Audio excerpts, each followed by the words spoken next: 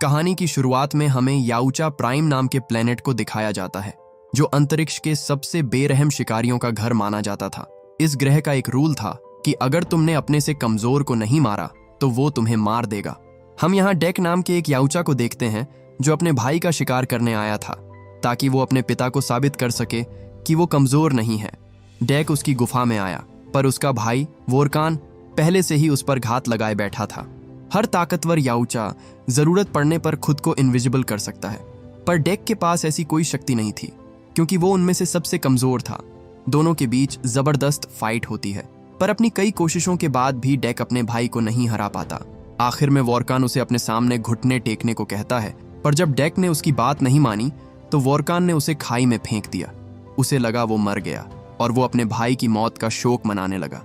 लेकिन तभी डेक मौत को मात देकर ऊपर आता है और कहता है, देखो भाई, मैं अभी भी जिंदा हूं। पर वोरकान उससे अब और नहीं लड़ना चाहता था क्योंकि उसे लगा कि वो तैयार नहीं है।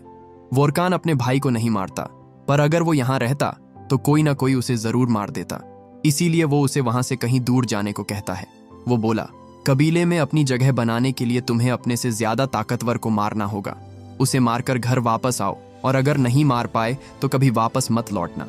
इसके बाद वो उसे कुछ प्लैनेट्स दिखाता है जहां वो शिकार के लिए जा सकता था, पर शर्त ये थी कि उसे वहां के सबसे ताकतवर जीव को मारना होगा, तभी वो वापस लौट सकता है।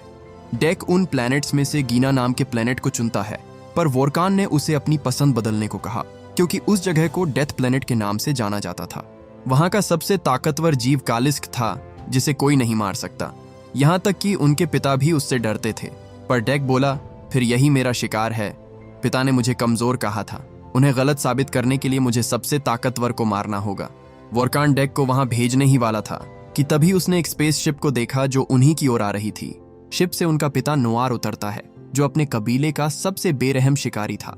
डेक अपने पिता के सम्मान में अपना खून बहाकर उनका स्वागत करता है, पर नोआर उसे जिंदा देखकर बिल्कुल भी खुश नहीं होता। वो वोरकान से पूछता है कि तुमने अभी तक अपना काम पूरा क्यों नहीं किया, पर वोरकान उसकी साइड लेते हुए बोला, ये अभी नया है, इसे एक और बार शिकार का मौका मिलना चाहिए। लेकिन नोआर डेक को अपने कबीले की कमजोरी समझता था और याउचा प्रजाति में यह नियम था कि कमजोर को मार दिया जाता है। जब उसे पता चला कि डेक कालिस्क का शिकार करने जा रहा है तो उसे ये उसकी बेवकूफी लगी। वो वोरकान से कहता है कि जब वो सो रहा था तभी तुम्हें मार देना चाहिए था। अपने पिता के मुंह से ये शब्द सुनकर डेक का दिल टूट जाता है। नोआर ने उसे बंदी बना लिया और अपने बेटे से कहा कि उसे मार दो। वोरकान उसे खत्म करने के लिए तलवार निकालता है, पर वो जानता था कि उसके पिता गलत कर रहे हैं, इसलिए वो अपने भाई को नहीं मारता और उसे शिप में फेंक देता है। उसे ऐसा करते देख नोआर को बहुत गुस्सा आता है और वो इनविजिबल होकर अपने ही बेटे पर एक के बाद एक कई जानलेवा हमले करता है, जिससे वो बुरी तरह घायल हो गया। वो बोला, कमजोर का साथ देना भी एक कमजोरी है, और बस इतना कहकर उसने डेक की आंखों के सामने उसकी पीठ में तलवार घुसाकर उसे बेरहमी से मार डाला। लेकिन मरने से पहले वोरकान ने उस शिप को एक्टिवेट कर दिया, जो डेक को वहां से अरबों मील दूर ले गया जहां उसे कोई नहीं ढूंढ पाएगा। जब डेक की आंख खुली तो उसने देखा कि उसका स्पेस शिप क्रैश कर रहा था। इससे पहले कि वो जमीन से टकराता, डेक जल्दी से एक पोड़ लेकर उस शिप से अलग हो जाता है। इसी बीच एक विशालकाय पक्षी उसकी पोड़ को जोर की टक्कर मारता है, जिससे डेक अपना बैलेंस खोकर सीधा एक जंगल में क्रैश कर गया। इतनी देर में उसके साथ इतना सब हो गया, पर वो अब भी अपने भाई की मौत से नहीं उभर पाया था। डेक ने देखा कि वो डेथ प्लेनेट पर है, वही ग्रह जिसे उसने शिकार के लिए चुना था। वो भाई से किया वादा पूरा करना चाहता था ताकि उसकी कुर्बानी जाया ना जाए। इसके बाद उसने अपने सारे हथियार बाहर निकाले और कालिस्क को मारने की तैयारियां करने लगा। उसे अचानक किसी की आवाज आई और जब डेक ने पीछे मुड़कर देखा तो एक जिंदा बेल उसके सारे हथियार गायब कर चुकी थी। खतरे की भनक लगते ही डेक एकदम से चौकन्ना हो गया, पर वो कुछ कर पाता उससे पहले ही वो बेलें उसका एक और हथियार छीन लेती हैं। आखिर में उसे निहत्था करके उन बेलों ने उस पर हमला कर दिया, पर डेक के पास अब भी एक तलवार थी जिससे वो खुद को बचाने की कोशिश करता है, पर वो तलवार छूट गई। डेक ने देखा वहां ऐसी सैकड़ों बेलें थीं जिनसे वो अकेले नहीं लड़ पाता, इसलिए वो भाग जाता है। जंगल खत्म होते ही उन्होंने हमला बंद कर दिया, पर अब डेक को अपना हर एक कदम बड़ी सावधानी से आगे बढ़ना था। वो एक पत्ते को स्कैन करता है ताकि पता लगाया जा सके कि वो जहरीला है या नहीं, फिर उसे अपने घाव पर लगा लेता है। वहीं उसे एक कीड़ा दिखाई दिया जिसे वो खाने की सोचता है। पर डेक ने जैसे ही उसे छुआ, वो कीड़ा अपना रंग बदलने लगा। डेक जल्दी से उसे दूर फेंक देता है और पता चला कि वो तो जीता जागता सुसाइड बॉम्ब था। इसके बाद वो खुले मैदान में आया जहां चारों ओर उसे जानवरों की हड्डियां पड़ी मिली। उसकी नजर एक पौधे पर पड़ी जिसमें नुकीले कांटे लगे हुए थे। वो जब जब उनकी ओर जाता, वो कांटे बाहर की ओर आने लगते, मानो उसे मारने के लिए तैयार बैठे हों। डेक उनसे बचते हुए आगे बढ़ ही रहा था कि तभी किसी की आवाज सुनाई दी।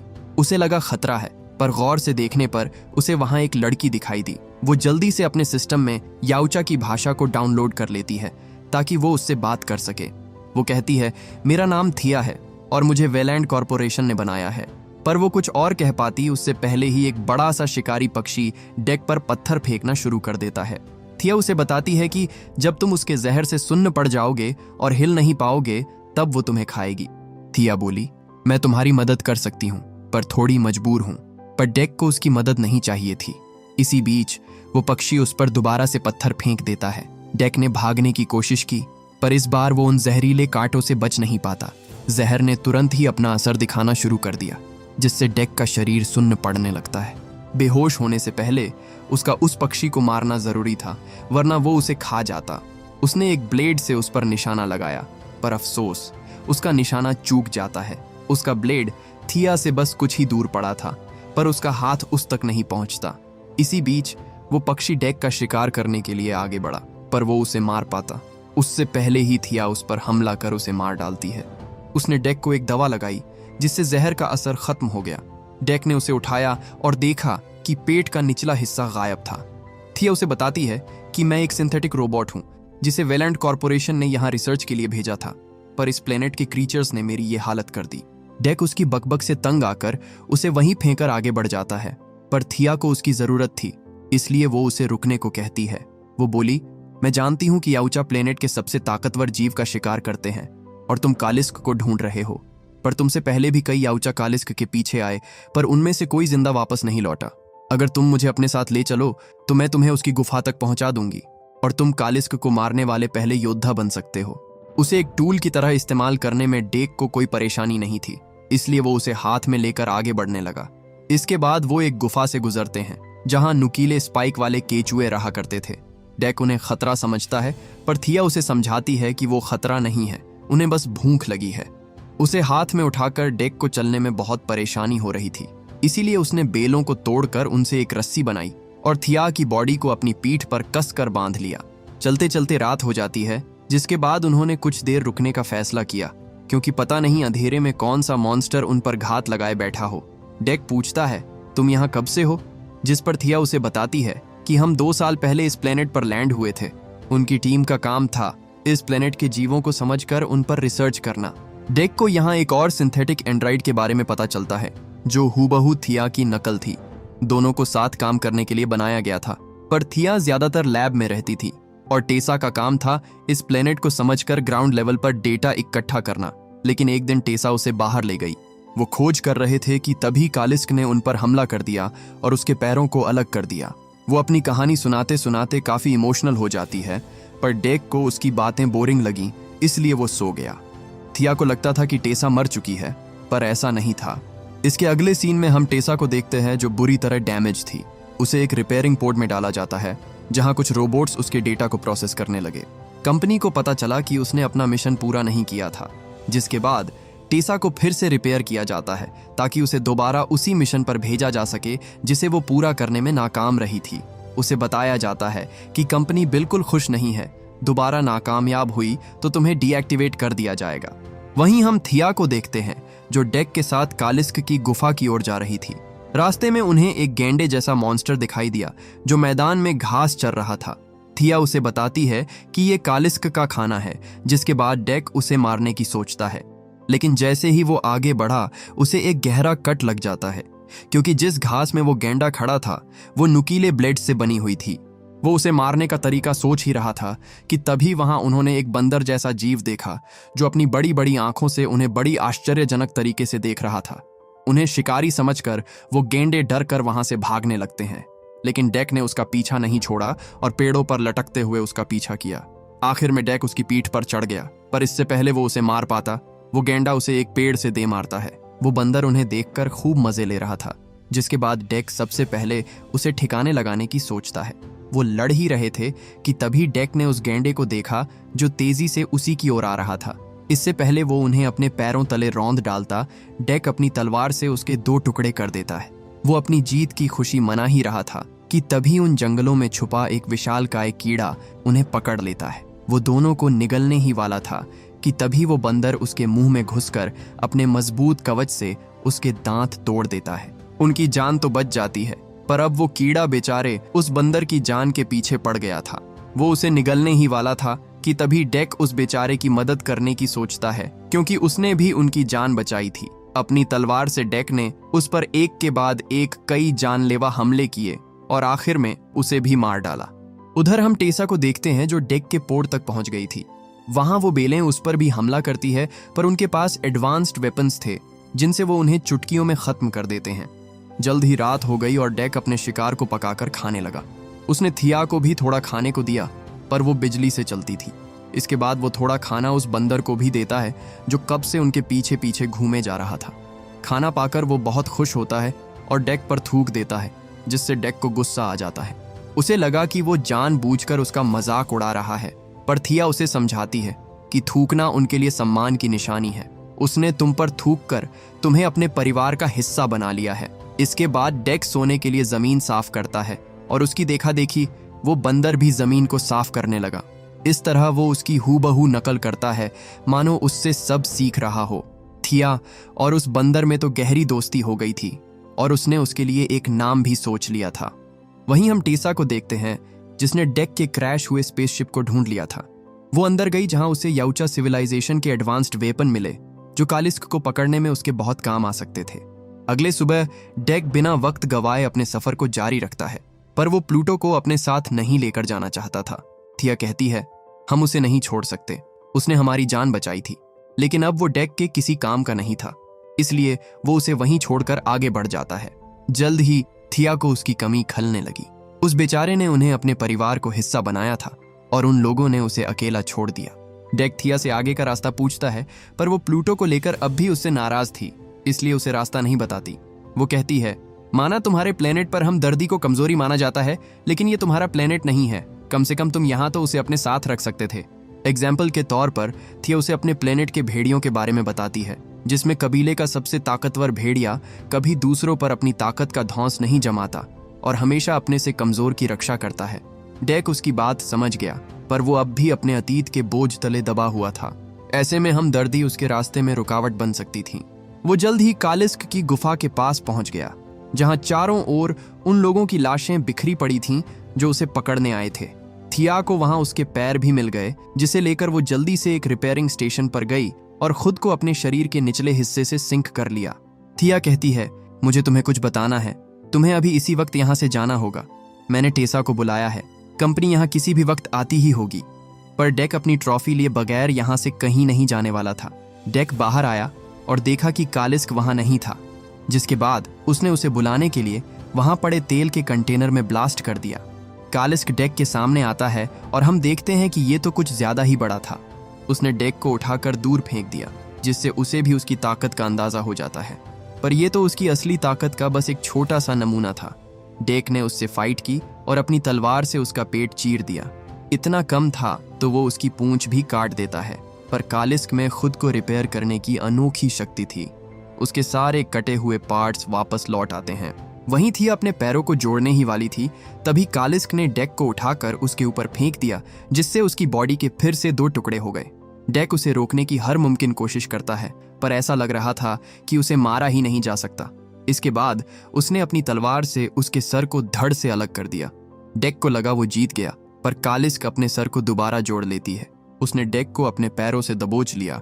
वो उसे मारने ही वाला था कि तभी वो अचानक रुक जाता है। पता नहीं क्यों वो डेक को अजीब तरीके से सूंघने लगी और उसकी जान बख्श दी।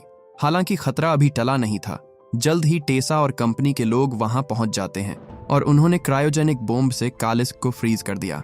डेक भी उस बम की चपेट में आकर फ्रीज हो जाता है और जब उसे होश आया तो वो टेसा की रिसर्च लैब में था। उसने थिया से उसे छोड़ने को कहा, पर जल्द ही उसे एहसास हुआ कि ये थिया नहीं थी। टेसा उसे अच्छे से स्कैन करती है और बताती है कि अब से तुम वेलैंड कॉरपोरेशन की प्रॉपर्टी हो।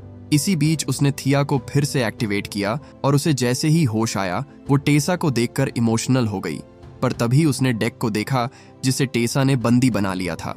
उसने एक डिवाइस चालू किया जो डेक के ब्रेन को अंदर से स्कैन करने लगता है, पर यह स्कैन किसी टॉर्चर से कम नहीं था। थिया उसे दर्द में देख टेसा को उसे रोकने को कहती है, पर जब वो नहीं मानी तो उसने खुद उस मशीन को बंद कर दिया। थिया उसे समझाने की कोशिश करती है कि ये याऊचा अलग है, इसने उसकी जान बचाई है। पर टेसा उसे याद दिलाती है कि उन्हें किस काम के लिए बनाया गया है। वो यहाँ रिसर्च करने आए थे। पर थिया कहती है, जरूरी नहीं कि हम वही बने जो वो चाहते हैं। बस यहीं टेसा समझ जाती है कि वो करप्ट हो चुकी है। वो बोली, मैं यहाँ तुम्हें बचाने नहीं आई थी, बल्कि हमारा मिशन पूरा करने आई थी। उसकी बातें सुनकर थिया को यकीन ही नहीं होता कि ये वही टेसा है जिसे वो अपनी बहन मानती थी। रिपेयर होने के बाद वो पहले जैसी नहीं रही। उसमें दूसरों के लिए हमदर्दी बिल्कुल खत्म हो चुकी थी। टेसा ने गार्ड्स को ऑर्डर्स दिए कि वो उसे तोड़कर कचरे में फेंक दें और वहां से चली गई। थिया डेक को कुछ करने को कहती है, पर तभी वहां एक गार्ड आ गया और देखा कि थिया उस याऊचा से उसकी भाषा में बात कर रही है। उसने वहां से एक डिवाइस उठाया और बड़े गौर से उसकी जांच करने लगा। डेक ने कहा, उसे बताओ कि ये एक नक्शा है, जिसके बाद थिया ने वैसा ही किया। जैसे ही उस गार्ड ने उसमें लगा एक बटन दबाया, वहां एक ब्लास्ट हो गया। इससे पहले गार्ड्स उन्हें पकड़ पाते, थिया ने जल्दी से दरवाजा खोल दिया और डेक वहां से भाग निकला। उनसे बचते हुए वो कई फीट गहरे झरने में गिर जाता है। उसे मरा हुआ समझकर उन्होंने उसे ढूंढने की कोशिश भी नहीं की, पर हम देखते हैं कि डेक इतनी ऊंचाई से गिरने के बाद भी जिंदा बच गया था। उसे बहुत चोट आई थी, पर किसी तरह वो अपनी शिप पर वापस लौटा। वो बहुत शर्मिंदा था कि वो अपने भाई की उम्मीदों पर खरा नहीं उतरा। उसने शिप को स्टार्ट किया और कहीं और जाने की सोचने लगा, पर तभी उसे थिया की कहीं एक बात याद आई जो उसने भेड़िए के बारे में बताई थी। डेक समझ गया कि अब उसे क्या करना है। टेसा ने उसके सारे हथियार अपने कब्जे में कर लिए थे, इसलिए उसने तय किया कि वो इस प्लेनेट को उनके खिलाफ इस्तेमाल करेगा। इसके बाद डेक मैदान में जाकर वहां से ढेर सारी ब्लेड वाली घास इकट्ठा करता है। उसने उस फटने वाले कीड़े को पकड़कर उसे एक पत्ते में बंद कर दिया जो उसके लिए एक ग्रेनेड का काम करने वाला था। जिस गेंडे का उसने शिकार किया था, उसके दांतों से वो नुकीला खंजर बनाता है। इस तरह उसने वो सुन्न करने वाला पौधा और उन केचुओं को अपना हथियार बना लिया जिन्होंने कभी उसे मारने की कोशिश की थी। उसे नहीं पता था कि वो लोग कालिस्क को कहाँ ले गए हैं, इसलिए सुराग की तलाश में डेक उसी गुफा के पास आता है जहां उनकी आखिरी फाइट हुई थी। पर अफसोस, वहां उसे कोई नहीं मिला क्योंकि सब वहां से जा चुके थे। वो जा ही रहा था कि तभी उसकी नज़र प्लूटो पर पड़ी, जो उन्हें ढूंढते ढूंढते यहाँ तक पहुंच गया था। डेक ने देखा कि वो बहुत परेशान नजर आ रहा था और तभी उसकी नज़र कालिस्क के पैरों के निशान पर पड़ी जिस पर खड़ा होकर प्लूटो रो रहा था। डेक तुरंत समझ जाता है कि जिसे वो इतनी देर से मामूली बंदर समझ रहे थे, असल में वो कालिस्क की बेटी है जो उससे बिछड़ गई थी। डेक ने बिना देर किए उस पर थूक दिया और उसे भी अपने परिवार का हिस्सा बना लिया। इसी बीच उन्होंने थिया के पैरों को देखा जो मलबे के नीचे दबे हुए थे। डेक उसे बाहर निकालता है, जिसके बाद वो पैर उन्हें टेसा के बेस की ओर ले जाने लगे। वहीं हम थिया को देखते हैं जिसकी बॉडी को वो लोग डिस्पोज करने वाले थे। एक गार्ड उसकी निगरानी कर रहा था, पर तभी डेक उस पर तेजाब फेंक कर उसे गला देता है। रास्ता साफ होते ही थिया के पैर उसकी बॉडी के पास जाने लगे और बीच में जिसने भी उसे रोकने की कोशिश की, डेक ने उसे ठिकाने लगा दिया। इस काम में प्लूटो भी उसकी मदद कर रहा था, पर जल्द ही वो लोग पकड़े जाते हैं।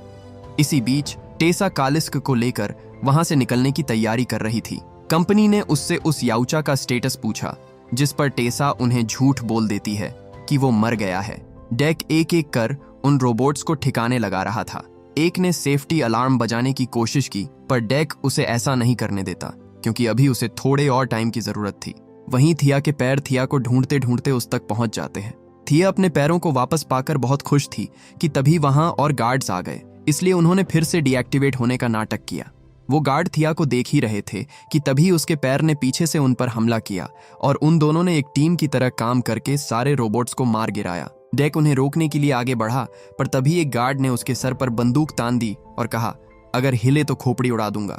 डेक के पास बचने का कोई दूसरा रास्ता नहीं था, पर तभी वहां थिया आ गई और उसे बचा लिया। उसने पूछा, तुम यहाँ क्या कर रहे हो? पर जब थिया को पता चला कि वो यहाँ उसे बचाने आया है, तो उसे अपनी आंखों पर यकीन ही नहीं हुआ। थिया बोली, इससे पहले कि और लोग यहाँ आ जाएं, हमें यहाँ से निकलना होगा। पर डेक कहता है, अभी नहीं, हम कालिस्क को लिए बिना नहीं जा सकते। उन्होंने प्लूटो की माँ को पकड़ रखा है। सच पता चलते ही थिया भी उसकी मदद करने को तैयार हो जाती है, जिसके बाद डेक ने सिक्योरिटी अलार्म बजाकर सभी को अपनी ओर बुला लिया। वो अपने घुटनों के बल बैठकर उनका इंतजार करने लगा और जल्द ही गार्ड्स की पूरी यूनिट उसे चारों ओर से घेर लेती है। वो उसे मारने के लिए उसकी ओर बढ़ ही रहे थे कि तभी डेक ने अपनी चाल चली और उस सुन्न करने वाले पौधे से उन सब के टुकड़े टुकड़े कर दिए। अब बस टेसा बची थी, पर डेक को उसे ढूंढना नहीं पड़ता क्योंकि वो खुद चलकर उसके पास आती है। याउचा के हथियारों से लैस उसने एक मैकेनिकल आर्मर पहन रखा था। वो डेक पर निशाना लगाती है, पर उसने जैसे ही ट्रिगर दबाया, वो केचुआ डेक की जान बचाने के लिए खुद उसके सामने आ जाता है और मारा जाता है। उसे अपनी आंखों के सामने तड़पता देख डेक गुस्से से मानो आपे से बाहर हो गया और उस पर पागलों की तरह टूट पड़ा। वो उस पर कई हमले करता है, पर टेसा ने उसे उठाकर दूर फेंक दिया। इसी बीच थिया कालिस्क को अपनी आईडी से छुड़ाने की कोशिश करती है, पर उसे ब्लैक लिस्ट कर दिया गया था। उसे ऐसा करते हुए एक गार्ड उसे देख लेता है, पर थिया जल्दी से अपनी आंखें बदलकर टेसा बन जाती है और उसे ऑर्डर देती है कि वो कहीं और जाकर निगरानी करे। पर इन सब का कोई फायदा नहीं होता क्योंकि उसकी चोरी पकड़ी जाती है। उधर टेसा डेक पर भरी पड़ने लगती है। अपनी जान बचाने के लिए वो एक ट्रक के पीछे छुप गया और जब टेसा उसे उठाकर उसे ढूंढने में बिजी थी, तभी डेक ने अचानक उस पर हमला कर दिया।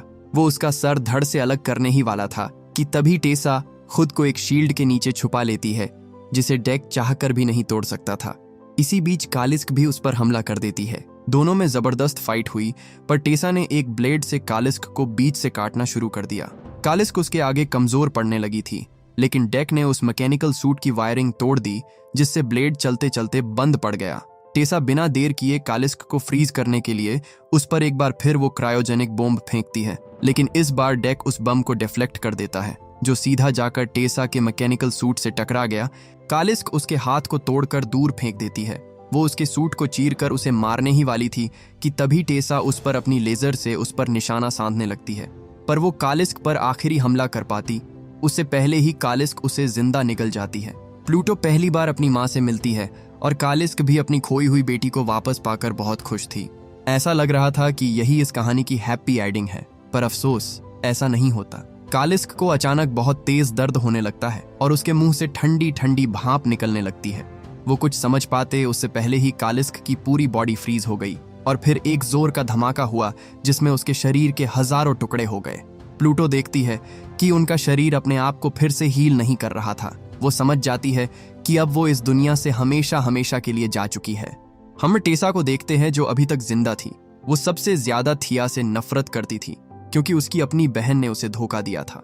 वो थिया को खत्म करने के लिए उस पर लेजर पॉइंट करती है, पर वो उसे मार पाती उससे पहले ही डेक उसकी गर्दन में रोड घुसाकर उसे खत्म कर देता है। प्लूटो टेसा पर बहुत गुस्सा था, पर डेक ने उसे समझाया कि अब वो जा चुकी है। इसके बाद डेक अपने प्लेनेट पर वापस लौटता है। उसके पिता को लगा कि वो यहाँ बदला लेने आया है, पर डेक ने उसकी ओर टेसा का सर फेंकते हुए कहा कि उसने अपना शिकार पूरा किया, अब उसे उसका क्लॉक वापस चाहिए। क्लॉक यानी कि वो इनविजिबल होने वाली टेक्नोलॉजी जो सिर्फ महान योद्धाओं को दी जाती थी। लेकिन उसके पिता अभी भी उसे कायर और भगोड़ा समझते थे, जिसने उसके कबीले का सर शर्म से नीचे झुकाया था। उसने डेक को क्लॉक देने से मना कर दिया और अपने लोगों को ऑर्डर्स दी कि वो उसे खत्म कर दे। उसके गार्ड्स जैसे ही डेक को मारने के लिए आगे बढ़े, डेक उन्हें वहीं ढेर कर देता है और अपने पिता को फाइट के लिए चैलेंज करता है। इसके बाद दोनों में जबरदस्त फाइट होती है और उसका पिता डेक पर जरा भी रहम नहीं दिखाता। लेकिन इस बार डेक भी पीछे हटने वाला नहीं था। उसने उनसे फाइट की और उसे बुरी तरह घायल कर दिया। उसकी लड़ने की काबिलियत देखकर उसका पिता खुद को इनविजिबल कर लेता है, पर डेक पहले से ही इसकी तैयारी करके आया था। उसने शिप को स्टार्ट किया, जिससे उड़ने वाली धूल से उसे उनकी पोजीशन पता चल गई। बस फिर क्या था, डेक ने उन पर एक के बाद एक कई जानलेवा हमले किए और आखिर में उनका हाथ काटकर दूर फेंक दिया। उसने अपने पिता को घुटनों के बल झुका दिया और उनका हेलमेट निकाल लिया, क्योंकि अब वो सबसे ताकतवर योद्धा नहीं थे। उसका पिता अपनी जान बख्शने के बदले उसे अपने कबीले में जगह देने को तैयार हो जाता है, पर डेक ने उन्हें उसके भाई की मौत का जिम्मेदार ठहराया और कहा, अब मुझे किसी कबीले की जरूरत नहीं। बस इतनी देर में प्लूटो उसके पिता का सर चबा जाता है और हम देखते हैं कि अब वो पहले से कहीं ज्यादा बड़ा और ताकतवर हो गया था। उन तीनों ने मिलकर अपना एक अलग कबीला बना लिया था, जिसमें याउचा प्लेनेट के रूल्स फॉलो नहीं होते थे, बल्कि वो एक भेड़िए के झुंड की तरह रहते थे। आखिर में हमें डेक की माँ को दिखाया जाता है, जो अभी अभी किसी दूसरे प्लेनेट से लौटी थी। उन्हें देखकर सभी लोग अपनी अपनी तलवारें निकाल लेते हैं और इसी के साथ ये कहानी यही खत्म हो जाती है।